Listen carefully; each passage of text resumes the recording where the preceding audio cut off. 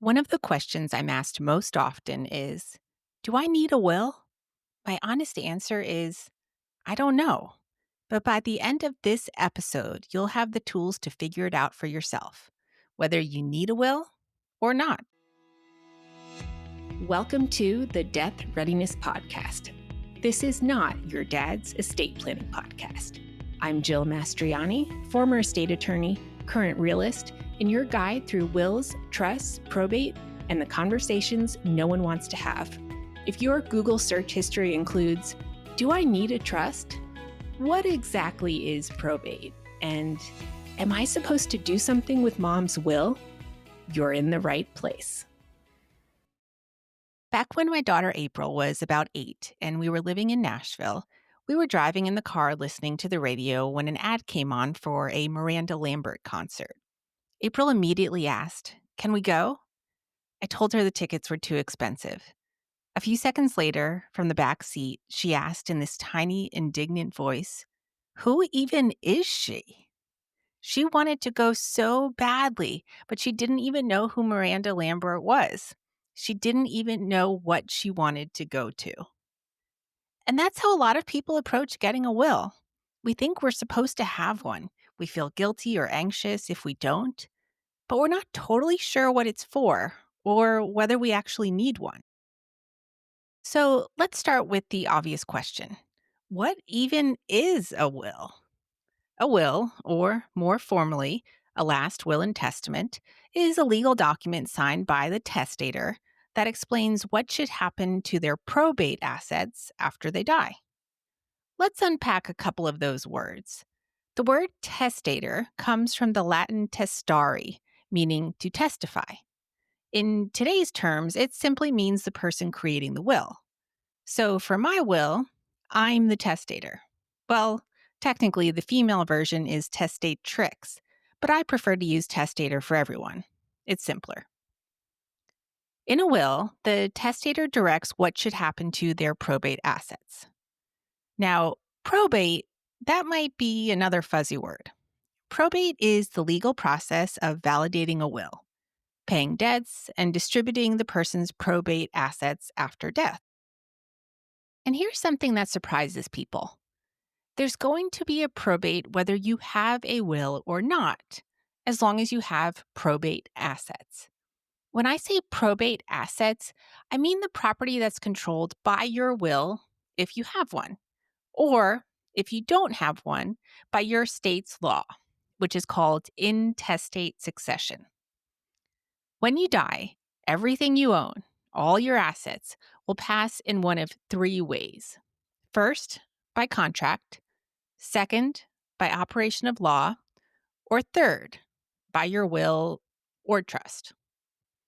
Let's start with assets that pass by contract. These are things like your life insurance, retirement accounts, or any account where you've named a beneficiary. It also includes payable on death or transfer on death designations, the ones you might have set up on your bank or investment accounts. Next, assets that pass by operation of law. This usually means something you own jointly with someone else, where the ownership itself includes a survivorship feature. For example, a joint bank account or a home owned with your spouse. When one owner dies, the surviving owner automatically becomes the full owner.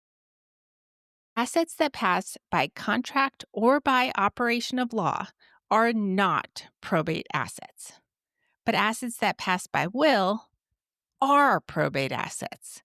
Those are the ones that go through the probate process we talked about earlier. Now, I'm not talking about trust today. That's a whole separate topic. If you want to learn more about when a trust might make sense and how it works, I'll link to a previous episode in the show notes called Why You Need or Don't Need a Trust. If you're listening to this and thinking, this all sounds important, but I have no idea where to begin, you're in good company. Estate planning feels confusing because it's written in a language most people don't speak, legal. I designed my estate planning support services to change that. I help you translate the legal process into plain language, make decisions with confidence, and actually finish your estate plan, not just think about it.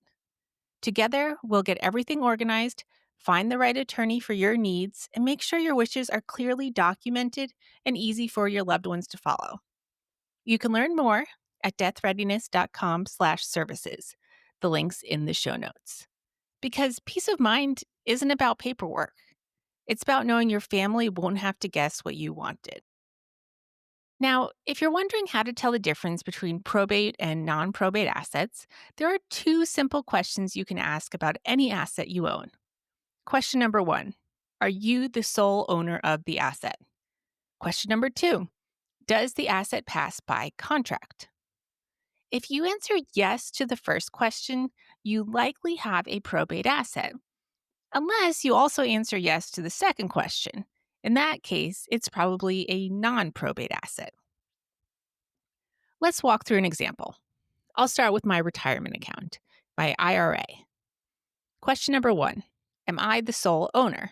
Yes, I am. My IRA is in my name only. Question number two: does it pass by contract?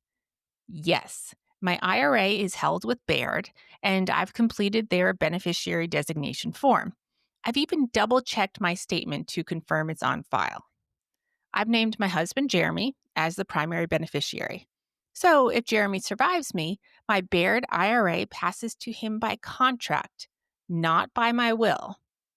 That means my IRA is a non probate asset. Now, here's where people get tripped up. Let's say in my will, I write, I give my Baird IRA to my father, Carmen Mastriani. Under absolutely no circumstances should my husband Jeremy receive my Baird IRA. What happens? Jeremy still gets it. Because my IRA passes by contract, it doesn't matter what my will says. The will only controls probate assets, and my IRA isn't one of them. Next, let's look at my house. But first, I'm going to give you a little backstory. Less than a week ago, my husband and I bought a house, one with enough space for both of us to work from home without one of us being stuck in the bedroom. A huge win for both of us. Back when I worked at a general practice law firm, I did a lot of title work. So instead of just signing whatever's put in front of me at closing, I actually review every document, especially the deed.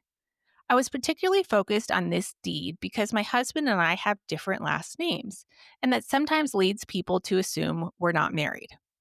In Michigan, like in many other states, a tenancy by the entirety is automatically created when real estate is conveyed to a married couple at the same time. You don't have to say the words husband and wife or married couple in the deed for that to happen.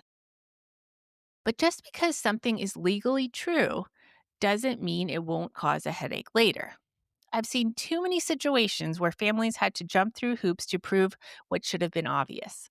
When I reviewed our deed, I saw that the property was conveyed to Jeremy Wells and Jillian Mastriani, but it didn't say we were married.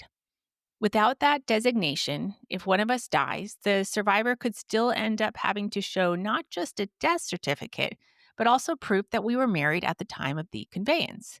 And that's unnecessary red tape. So, I asked for the deed to be updated before closing to make sure it said what it should have said all along, that we're a married couple. And here's a quick aside. If you're buying a house, don't assume that just telling the title company that you're married is enough. I did it, and it still didn't make it onto the deed. Thankfully, I caught it an hour before closing and had them correct it before the seller signed. I like to be kind to my future self or to my husband's future self, depending on who dies first. Adding those few words could spare the survivor a lot of frustration later. Now, back to my two questions. Question number one: am I the sole owner of the asset? Nope. I own our house jointly with my husband under a tenancy by the entirety, which is just a fancy way of saying that as a married couple, we own the home as one inseparable unit. When one of us dies, the other automatically becomes the sole owner. There's no probate. Because I answered no to question number one, we don't even need to ask question number two. If Jeremy survives me, our house is not a probate asset. It passes to him by operation of law. So let's review. My IRA is not a probate asset if my husband survives me because it passes to him by contract. I named Jeremy as the beneficiary on the form I submitted to Baird, who holds my IRA. My house is also not a probate asset if my husband survives me because it passes to him by operation of law. We own it jointly as husband and wife. But what about my mother's antique ring, the one my dad gave me after she died? Let's run it through our two questions. Question number 1. Am I the sole owner of this asset? Yes, I am. The ring was a gift to me alone. Question number 2. Does it pass by contract?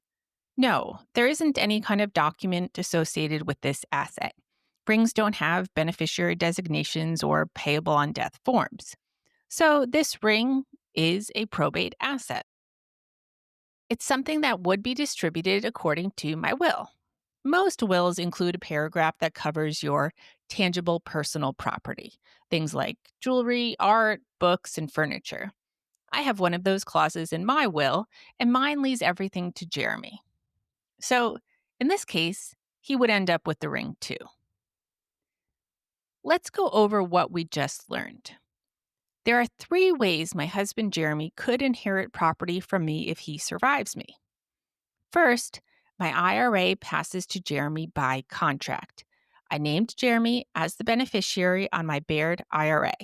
So if he survives me, he's the person Baird is legally required to pay. Even if I wrote in my will that Jeremy should not get my IRA, Jeremy still gets it. Second, our house passes to Jeremy by operation of law. We bought it together last week. We're married, and our deed shows that.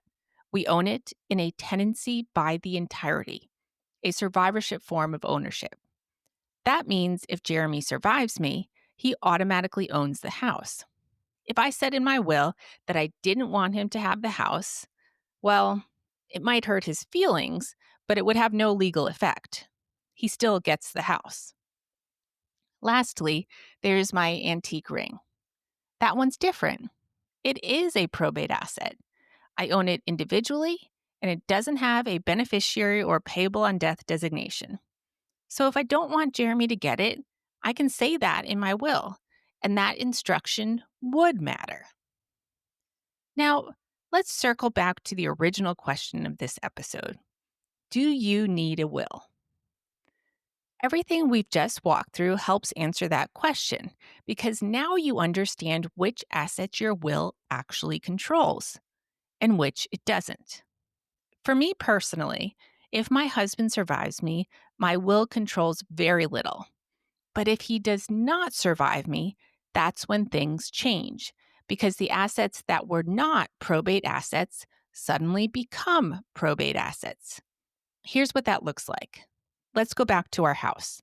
If Jeremy dies before me, I inherit the house by operation of law, just like he would have inherited it from me. Once that happens, I become the sole owner. Now let's apply our 2 questions. Question number 1, am I the sole owner of the asset? Yes. Question number 2, does it pass by contract? No. So if I survive Jeremy, our house becomes a probate asset, and at my death, it would be distributed according to my will. My will does a lot of important work to make sure my kids are provided for in a way that's best for them. And we'll unpack what that means in another episode. But for now, you know the difference between probate and non-probate assets. And that knowledge helps you decide how important a will really is or isn't in your own situation. So what happens if you have probate assets, but you don't have a will? First, let's clear up a big misconception. The government doesn't just take everything. I've had many clients worry about this, so I want to set the record straight. Every state has its own law that determines how probate assets are distributed when someone dies without a will. That process is called intestate succession. And here's another item worth clarifying. Everything does not automatically go to the surviving spouse. Let's take Tennessee, where I practiced, as an example. In Tennessee, if I were to die without a will, Jeremy, my husband, would receive one third of my probate assets, and our two kids would each receive one third as well. That's not ideal for a lot of reasons. Here's one of them.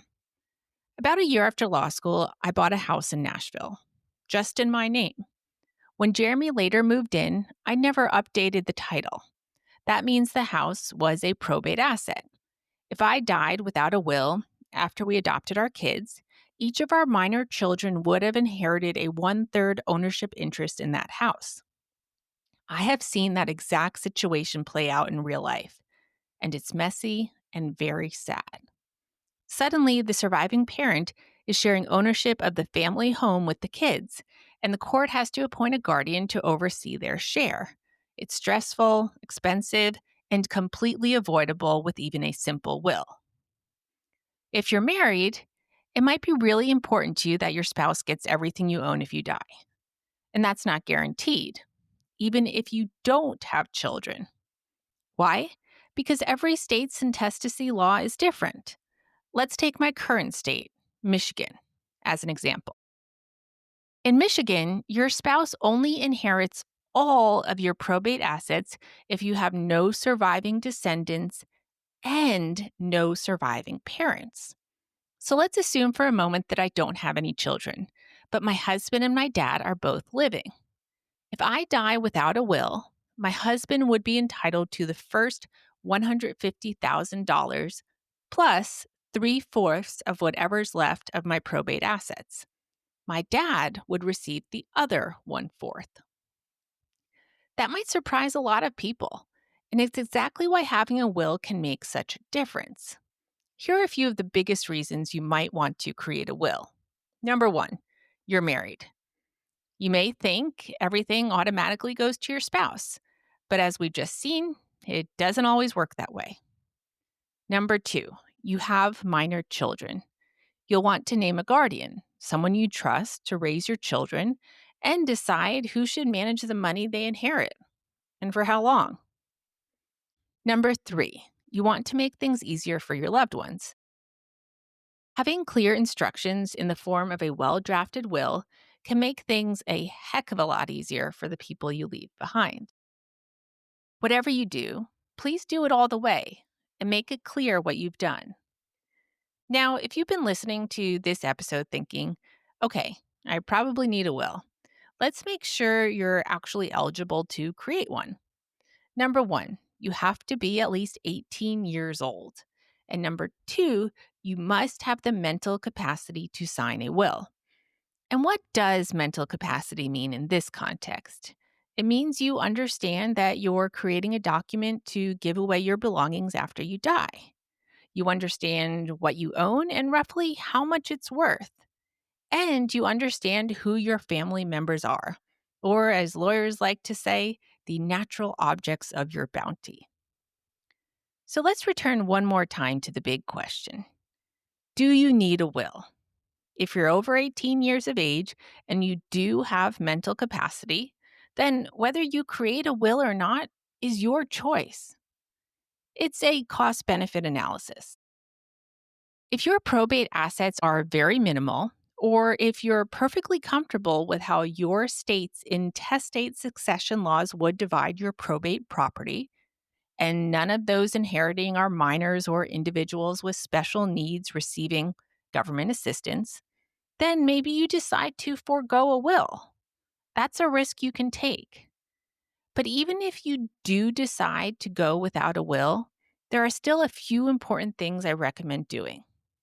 Number one, get your asset information organized. Someone will eventually be responsible for wrapping things up after you die. Do your best to make it easier on them. It will already be a hard time. I will link to a financial information spreadsheet in the show notes that you can fill out. Number two, sign a healthcare proxy and advance directive. Make sure the person you name knows your medical wishes and has your medical information. These forms are free, so there's no excuse not to complete them. I'll include the links in the show notes for state-specific healthcare proxy and advanced directive forms, along with my medical information sheet that you can share with your proxy. Number 3, fill out a personal information sheet. This helps loved ones access essential information in an emergency. Complete it and tell someone you trust where it's kept. I'll link to that form as well in the show notes. So, do you need a will? I don't know, but I hope this episode got you thinking about it and gave you the tools to know for yourself. If today's episode made you realize your estate plan deserves some attention, check out my estate planning support services at deathreadiness.com/services. I'll help you get organized, understand your documents, and walk into those attorney meetings feeling prepared. That's deathreadiness.com/services. The link is in the show notes. Together, we'll make sure you and your family are ready for whatever comes next. And if you have a question you'd like me to answer on a future Tuesday Triage episode, submit it at deathreadiness.com/Tuesday Triage. That's deathreadiness.com/Tuesday Triage. The link is in the show notes. Thank you so much for listening. This is Death Readiness, real, messy, and yours to own. I'm Jill Mastriani, and I'm here to help you sort through it, especially when you don't know where to start. Hi, I'm April, Jill's daughter. Thanks for listening to the Death Readiness Podcast. While my mom is an attorney, she's not your attorney. The Death Readiness Podcast is for educational and entertainment purposes only. It does not provide legal advice. For legal guidance tailored to your unique situation, consult with a licensed attorney in your state. To learn more about the services my mom offers, visit deathreadiness.com.